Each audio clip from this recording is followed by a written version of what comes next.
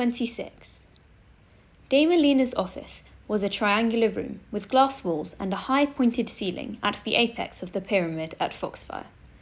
Morning sunlight streamed through the clear windows, but every other pane was a mirror, tilted at just the right angle to show Dame Alina's reflection as she sat behind her mirrored desk, examining her hair from all sides. Sophie kept her eyes on her hands as she confessed her crime. She didn't want to see the disappointment on Alden or Tyrrgon's face, or Dame Alina's reflections glaring at her from every direction. This was so much harder than telling Grady and Edeline before she had left for school. They just nodded, forgave her, and hoped she didn't get in too much trouble. "What do you think, Dame Alina?" Alden asked when Sophie finished. His voice was neutral, not angry, but not gentle either. Dame Alina pursed her lips. She violated the ethical regulations of telepathy. "She did indeed," Tyrrgon murmured. "And I'm sure some here feel she should be exiled for that." He glared at Alden. Sophie froze. Would the council exile her? And here she'd thought all she was facing was expulsion. Alden sighed. No one is suggesting anything of the sort. Sophie released the breath she'd been holding. "Right," Tyrrgon grumbled, "because it would be absurd to exile an innocent girl, but a man with a family to care for." "I will not have this argument again, Tyrrgon. It was the council's ruling. I had no choice but to obey." "There's always a choice," Tyrrgon insisted quietly. Sophie knew they were talking about Prentice, and she knew she should be curious. But ever since she realized he was the one who'd abandoned her, she didn't want to be interested in what had happened to him. It hurt too much to think about. Now, boys," Dame Alina said, rising from her chair with an elegant flourish. She smoothed her hair in her dozens of reflections. "Can't we play nice?" No one said anything. Dame Alina sighed. Then she turned to Alden, flashing a wide smile. "What do you think the punishment should be?" Tyrrgon snorted. "Yes, let's leave it up to him. Why bother asking her telepathy mentor how she should be punished for violating the rules of telepathy?" "He's the one reporting on her to the council," Dame Alina argued. Sophie had to stifle her gasp. Alden was reporting on her too? How closely was the council watching her? "Yes, everyone knows he's good at that," Tyrrgon growled. Alden sighed, but said nothing. "Don't forget your place, Sir Tyrrgon," Dame Alina said icily. "As long as you are a mentor, you will respect my authority, and I'd like to know what Alden advises." "Of course you do," he said under his breath. "Everyone knows how you favour him." "Excuse me?" Dame Alina hissed. Alden closed his eyes, shaking his head. But Tyrrgon straightened his shoulders, like he wasn't backing down. "It's hardly a secret that you tried to stop his wedding to Della." "Really?" Sophie blurted, unable to stop herself. Dame Alina flushed bright red, and her mouth flapped a few times, like she wanted to speak but couldn't get her tongue to work. Alden ran his hands through his hair. "All of that is neither here nor there." "Isn't it?" Tyrrgon asked. "This whole process is pointless. Sophie won a pardon from the splotching match. Can't she hand that over and consider it punishment served?" "And allow her to believe that cheating is tolerated?" Dame Alina huffed, still struggling to recover her dignity. "Certainly not." "But she didn't actually cheat," Tyrrgon pointed out. "And the fact that we're here at all tells us she regrets it. She didn't have to confess," Alden added. Tyrrgon stared at him for a second, like he couldn't believe they were on the same side. "She should still have to serve detention at minimum," Dame Alina insisted. "That's ridiculous," Tyrrgon argued. "Can I say something?" Sophie asked, stunned by her sudden courage. Her mouth went dry as they all turned to stare at her. "I'll serve the detention." Seeing how she'd disappointed everyone made her ill. She didn't deserve to get off easy, and the smile hiding in the corners of Alden's mouth told her she'd made the right decision. Dame Alina nodded. "Good. Then I'm assigning you detention until the end of midterms, and you are not to tell anyone the reason you're being punished. Is that clear? What will you tell Lady Galvin? Sophie asked. I'll explain the situation to her. No reason to worry.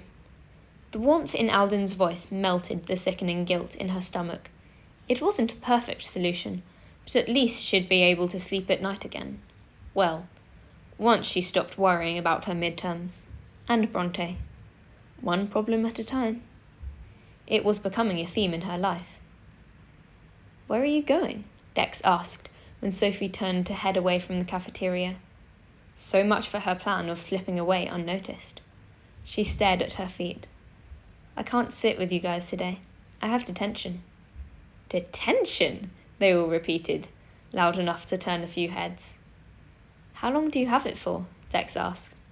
Till the end of midterms, she mumbled. The end of midterms?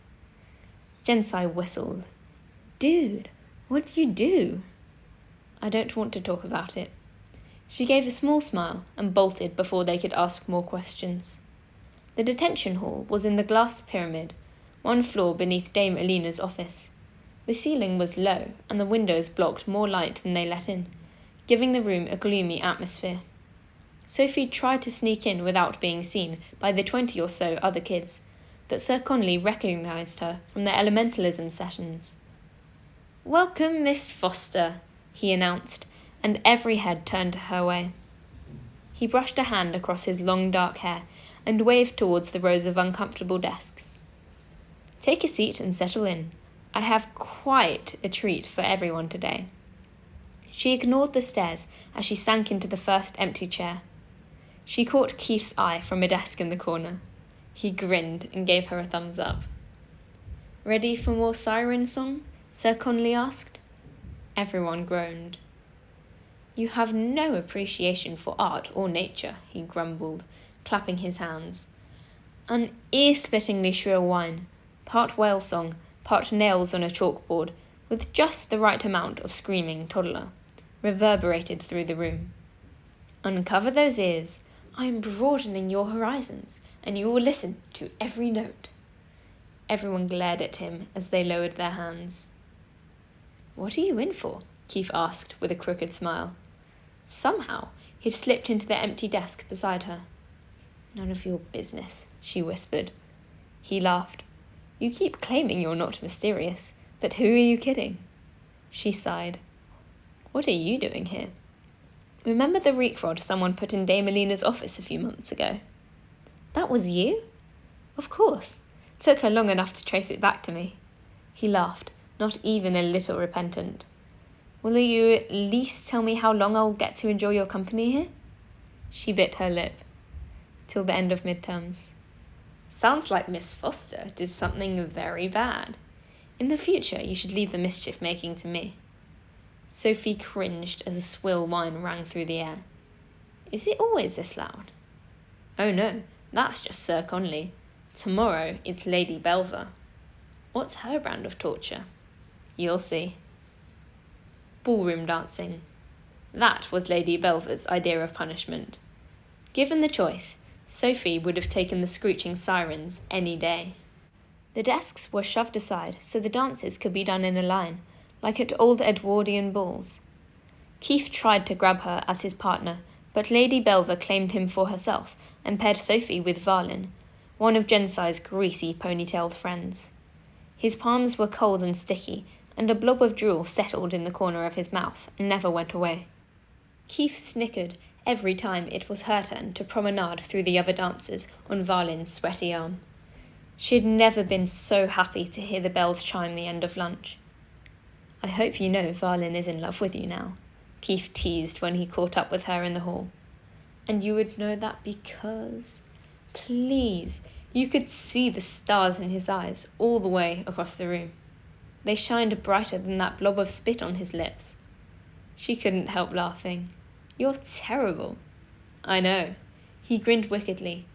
But I'm serious. I bumped his arm on my way out the door, and he was crushing hard. The Sophie Foster fan club has a slobbery new member. She opened her mouth to argue when she caught what he'd said.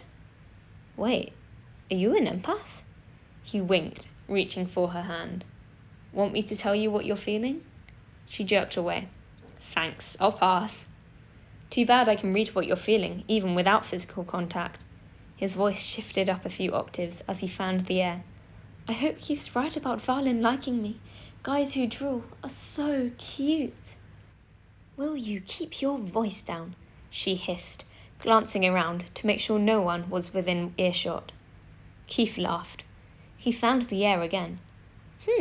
Now I can tell you're embarrassed, and a tiny bit irritated. You're wrong. I'm just irritated. Nah, you're flattered. He scooted away before she could shove him. They walked in silence for a minute before Sophie's eyes dropped to her feet. Could you really feel that I was irritated, or were you just guessing? You look worried. You wouldn't have something to hide, would you? A secret crush, maybe? Never mind, forget I asked. He cracked up. It's almost too easy to annoy you know that? She sighed. Oh, all right. If you must know, yes, your emotions are a little stronger than others. I can't really understand what they are, but I can feel them. And no, I don't know why, in case you were going to ask. Scored me major points with my empathy mentor when I told him, though. She wasn't quite sure what to say to that, so they walked in silence until the hallway forked and she went left at the same time Keith turned right. See you tomorrow in detention, he said with a smirk. It's Lady Galvin. Hope you're good at ironing. It probably wouldn't be good to burn more holes in her capes. He was gone before she could ask him if he was joking. Keith wasn't joking. Lady Galvin brought an enormous stack of capes for the detained prodigies to iron and hang as their punishment.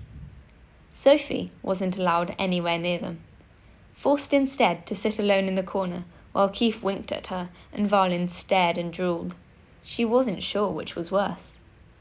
She spent most of the time glaring at the level on her nexus, which still hadn't increased, despite practicing leaps with Grady. He kept telling her to give her brain time to get used to it. She was learning an entirely different way of making her mind work, but it was still annoying. She flipped the nexus over so she couldn't see the meter anymore, and her eyes found the sparkly aquamarine stone. Her mind wandered automatically to Fitz. Someone cleared his throat. Sophie locked eyes with Keith. She turned away when he raised one eyebrow. It was a coincidence, she told herself. There was no way he could feel what she was feeling from all the way across the room. No empaths were that powerful. Still, she kept her mind on mundane things until the bells chimed. Oh, Miss Foster, Lady Galvin called when she was halfway out the door. How's your studying going? Her mouth went dry. Good. Glad to hear it. You're going to need it. She nodded and turned to leave. You might want to brush up on iron purification, she added quietly. Sophie spun back around. Iron purification? In case you've been wondering what to study, your exam will be in that vein. Even you should be able to handle that. Lady Galvin waved her away, and Sophie left the room in a daze. Did she really tell her what would be on the test? Did she really pick iron purification, the easiest transmutation in alchemy? How was detention? Dex asked when she found him at the lockers. Good, she said, still struggling to wrap her mind around what happened. Actually, it was better than good, but he was looking at her like she was a freak, so she didn't elaborate as she traded books. Hey, Dex? Yeah?